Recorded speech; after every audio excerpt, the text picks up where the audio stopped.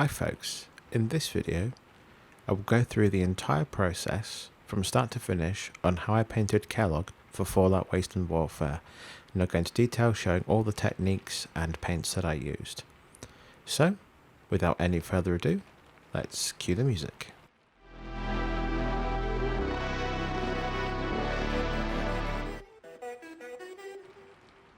To start out with, I'm giving his trousers an all-over base coat of Ardennes Green from scale 75.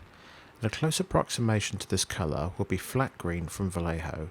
I haven't quite found an exact match to this from Games Workshop's paint line. And just like with every base coat, I've thinned this down with a little bit of water to ensure that I get smooth coverage.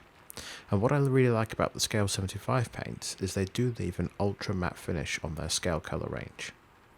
And with this, I'm just going to go all over the trousers, making sure to get into all the nooks and crannies until that is a nice smooth base coat. And I'll probably need to do 2 or 3 thin coats with this, just to make sure that we can't see any of the grey primer through the paint. After a couple of coats, the trousers should look something like this, with a nice even base coat of the Ardennes Green.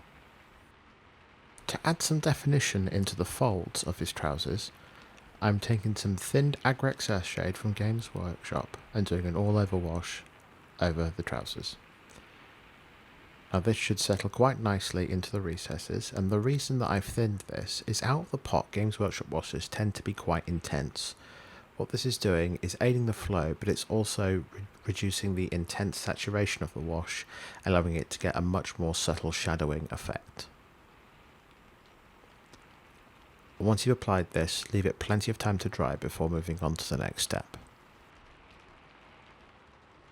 With the wash dried, I'm then going to come back in with the original Ardennes Green, and using a side-to-side motion to build up texture, I'll be painting all the raised areas of his trousers again. And what this does is this leaves the darker tones in the recesses and starts to build up a nice highlight. And if you keep your brush strokes going in roughly the same direction, you start to bring out some texture in the form of your brush strokes to represent the fibres of the trousers. And this really works very nicely at this small scale. And with this, you can thin the paint down a little and build it up to get a nice blend, or you can just go straight in, thinned as you would normally for a base coat, and go straight in with the layering technique. It's up to you, and that is one of the real benefits of using the scale colour paints, is they love to blend themselves. I find it really nice to get these lovely transitions between shades, midtones and highlights using these scale colour paints, and it's perfect for instances just of these trousers. Next, I'll be continue the highlighting process by adding in a little field grey in with the Ardennes Green, and once again I've thinned this down with a little bit of water. And what I'm doing here is picking out the highest areas, like the folds in the cloth, and doing some texturing, like sideways motions across the flat sections to give that impression that it's a sewed cloth on his trousers. And you can do as little or as much as you want of this, and the thinner you keep this paint, the less stark it is going to look, and it will naturally appear as a nice highlight. And if you do this with a very thin paint and focus on a smaller and smaller area each time, you will build up a nice blend between all of your colours, leaving you with a nice transition from your shadow to your highlight with only using a couple of paints. And you can do this for as much or as little as you like until you are happy with the appearance of the trousers. If you are following along at home and using the scale 75 paints, I would try to avoid going straight in with neat field grey. It is a very stark difference between field grey and Ardennes Green, and it can look a very jarring break between the two colours. I would recommend sticking with a blend of the two colours and building up in layers if you do want to get a starker difference between the colours, like I'm going for on the back of his legs to show them more faded. And areas that you can concentrate for fading are areas such as the thigh, the knees, and around the ankles where it's meeting his boots.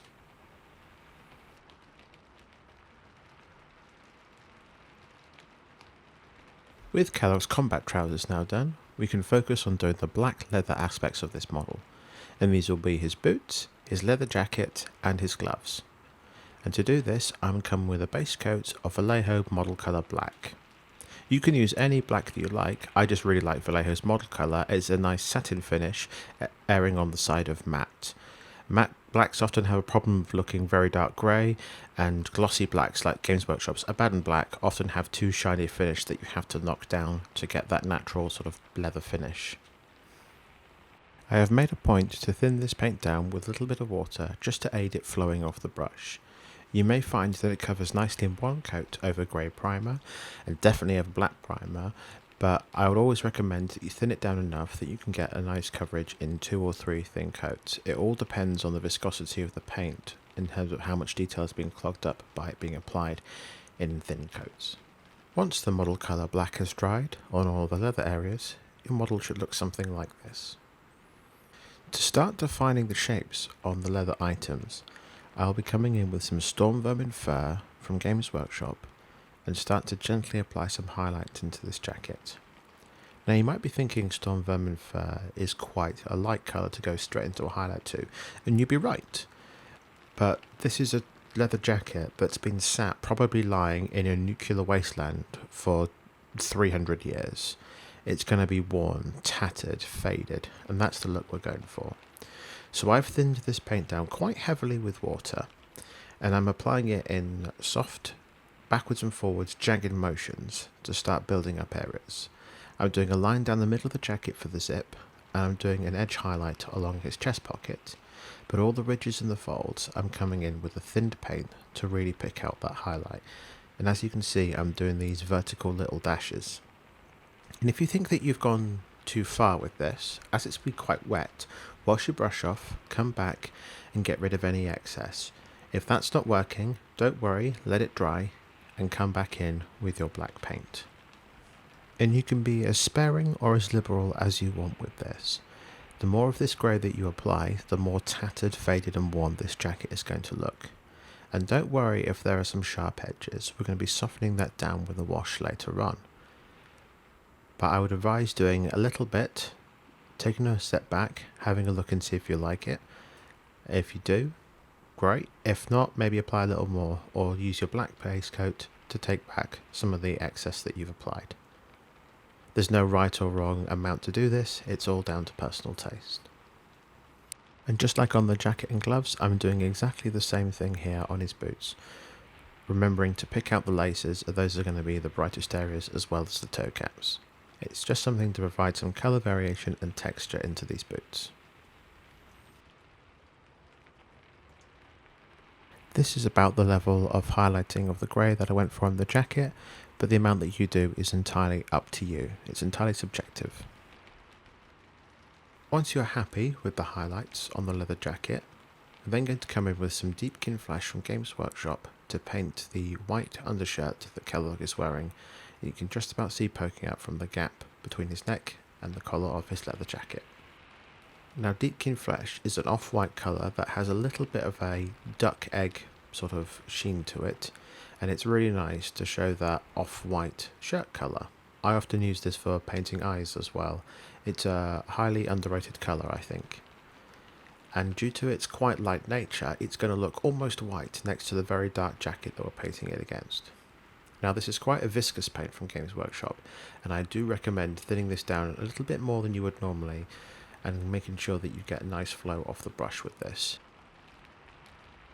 Lastly, I'm going to apply a black wash all over his white shirt and all the black leather areas, and for this I'm using nuln oil from Games Workshop. And this is straight out of the pot, and I've put it onto the palette just for a little bit of control. And although a black wash doesn't do a whole lot over a black paint, in fact it doesn't do anything for the shadows, what this will do is it will really soften the transition between the stormvermin highlights we've put in and the base coat of the black. It'll also do a really nice job of grunging up and dirtying that white shirt he's got underneath, really allowing it to lend into the post-apocalyptic vibe. So the wash has dried, the black leather areas are now complete. The wash is giving it that slight glossy sheen that you get on leather, but it's also allowed for a really nice soft transition between the base coat and its highlight colours, with only having to use a couple of paints. Next, we're going to be coming in and painting Kellogg's skin. Now looking at the reference files and the game itself, Kellogg seems to have a dark European skin tone. It has a quite dark shadows and only when he's under lighting does it become quite pale. So I'm starting out here of a base coat of 50/50 Cork brown and saddle brown from Vallejo. You could use Bugman's Glow from Games Workshop as an alternative. I quite like the model colour finish. Whichever you choose, thin this down with a bit of water and go over all of the areas that you want to be skin. Now for this, it's going to be his right forearm, the fingertips on both hands, his head and the exposed neck at his shirt. And what I recommend to do when it comes to doing his fingers is to take a fine detail brush with your thin paint, but not too thin, and pick out those fingers. Now it doesn't have to be much, you can basically paint little beige sausages on the end of his hands. We're not looking for full detail here, we're just giving the impression that these gloves are fingerless. And don't worry if you make any mistakes. If you do, don't panic, wait for the paint to dry, and then neaten up back with the Vallejo model colour black we used to do his jacket and his gloves later on. So, we'll come back when this base coat has been applied.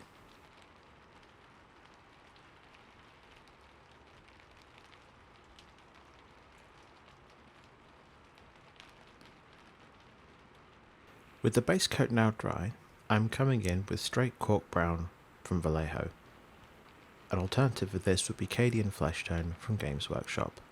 And with this, I'm focusing all the raised details, leaving the original base colour in the shadows.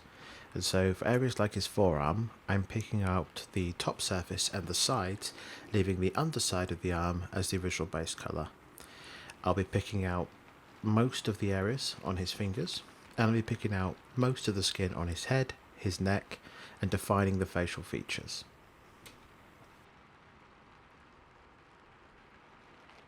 Now don't be afraid of painting faces at this stage. A lot of people get worried about painting skin and faces, but on this small scale, and on this miniature, basically what we're doing here is we're taking our mid-tone and we're painting over everything that isn't the deepest recesses. So we're leaving his eye sockets, his bottom lip, the area just under his brow, and you might want to paint in some folds, like creases in his forehead. But as you can see here, we're going to be painting all over the top of his head, basically so that we're leaving our original colour in the deepest shadows, and that's going to give us some definition and shape to the model. If you're really worried about blocking detail, you can thin your paint a little bit more than normal and build this colour up. There's no harm in thinning your paint a little bit extra and doing another coat. It's better off to do it that way than it is to worry about trying to cover everything all in one go, leaving to obscure detail and recesses filled in that you didn't want to.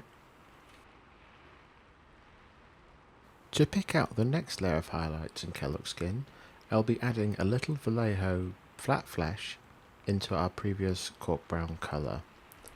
And the reason I'm always mixing between each stage is that these colours are quite stark. Even if you go Bugman's Glow, Cadian Flesh Tone, Kislev Flesh from Games Workshop, they are still a very stark difference in colour, and we don't want to do that. Look at any references of skin, and it's a very smooth blend between the colours.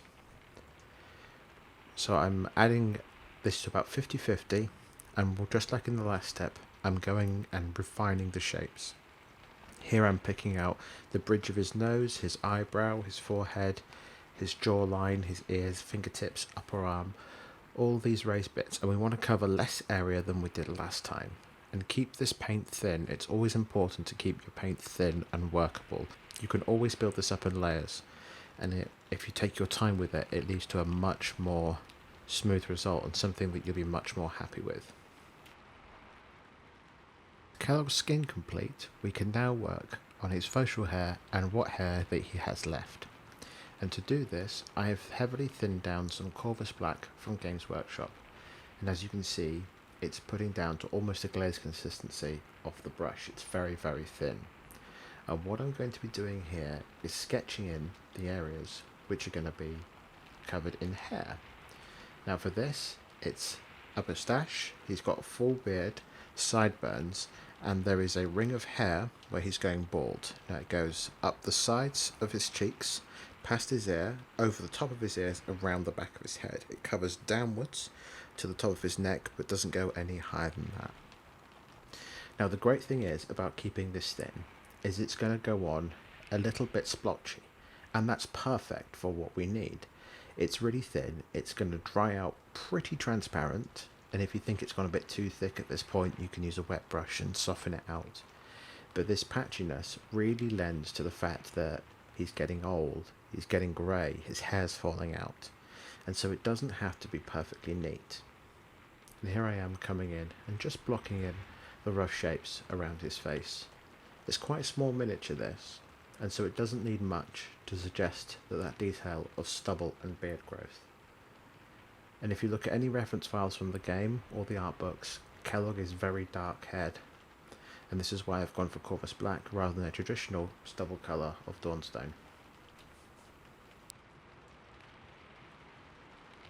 I would recommend only doing 2 passes of the corvus black.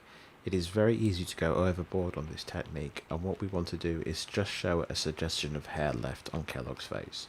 If you do go stronger on his beard rather than on his hairline. Next, we'll be coming in and painting all the metal areas on Kellogg. And to do this, I'll be starting out with black metal from scale 75, but you can use your favourite dark silver, whether that's lead belcher from Games Workshop, or a gunmetal colour from Vallejo, but I really like the scale colour metallics. And to do this, I'll be covering all the metal areas, and for this will be the revolver that he's carrying, all the armour panels and servos on his left arm, and the flooring on his base. I'm not sure where he's supposed to be in the Commonwealth, but it does look like metal grilling, so we'll paint that too. To refine the detail in the metal areas, as they can go a little flat under a base coat, I'm giving it an all-over wash with nuln oil from Games Workshop, though you can use any black wash that you have. And what this is going to do is going to go into all the nooks and crannies and crevices and really enhance the shadows and lend to some definition within these shapes.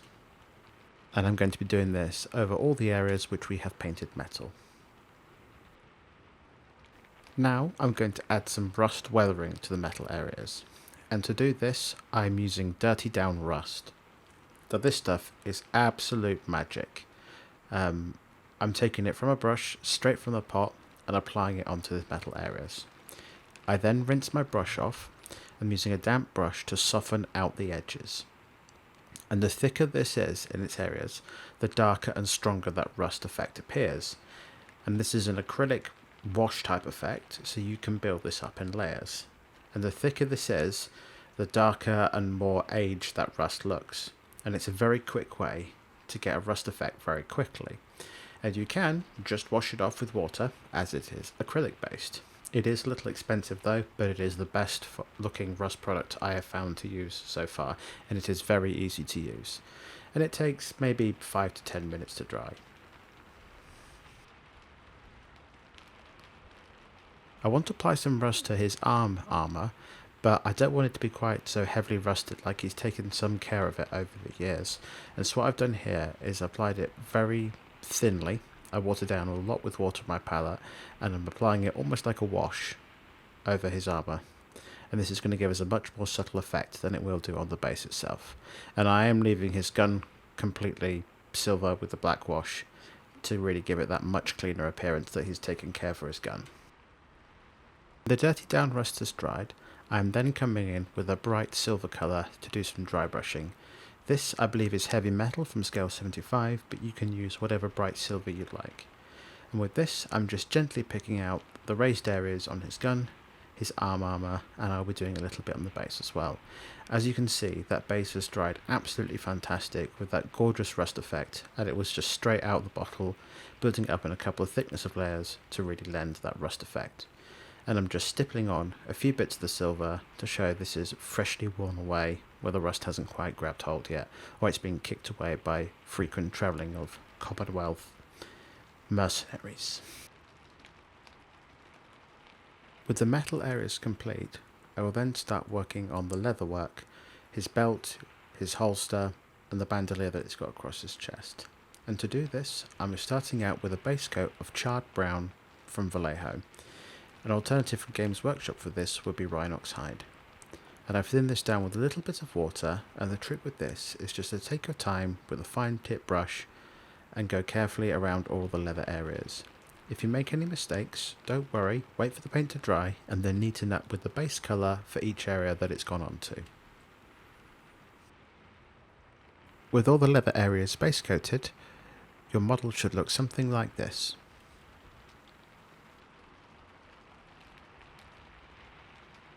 Next, I'll be starting to lighten up the leather, and to do this I'll be coming in with mourngang brown from Games Workshop. And with this is going to be a 60 to 70% coverage over the leather. I'm picking out all the raised areas, the edges of the belt, the holster on his leg, the bandolier, and leaving some of the original charred brown into the recesses, but covering most of this with the mourngang brown. And on the patches, I'm doing it a bit more sparsely.